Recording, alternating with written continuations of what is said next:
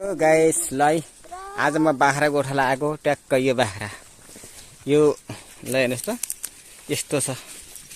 गाउँले जिन्दगी यति राम्रो सुन्दर छ हेर्नुस् है। यो हाम्रो बाख्रा हो।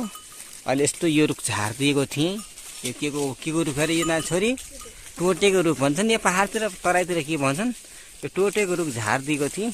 अहिले दिनभरि जङ्गलमा चराएर सरेनन्। अहिले यो घाँस झार्दिएको अब खाएँ। अहिले कति बज्यो दिनको 3:30 भयो। 4 बजे लगेर बाँधिदिने हो।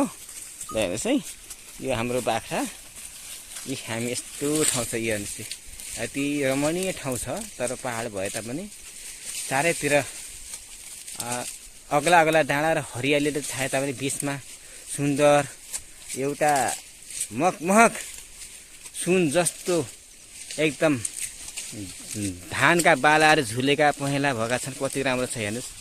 यो सबै केलाहरू यो सब केलाहरू है। यो केलाहरू छ।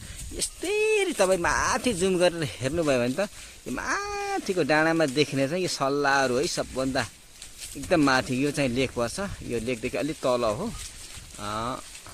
यो अलि बेसी पर्छ है। अब यो यस्तो छ। घाम करिब करिब यतातिर गइसकेको छ। हामी यसरी यो गहुँ यो मकै सकै मारेर भाँचेर मकै भित्र थन्क्याएर जोतेर यसमा पनि यसमा मुढा लिडको लगाएर मुढा भन्छ कोही लिडको लगाएर तयारी छ। यो अब यसलाई गहुँ छर्न यसमा फेरि गहुँ फालेर अनि छेउ र कुना खन्नुपर्छ। यता गोरु हो अनि मान्छे है। अनि सबै लगाएर टक्क के अन्त यसलाई बनाउने अनि यसलाई के गर्ने त अनि गहुँहरू छर्ने टक्क हेर्नुहोस्। त्यतातिर पनि धान देखिहाल्नुभयो। यो यता पनि धान हो।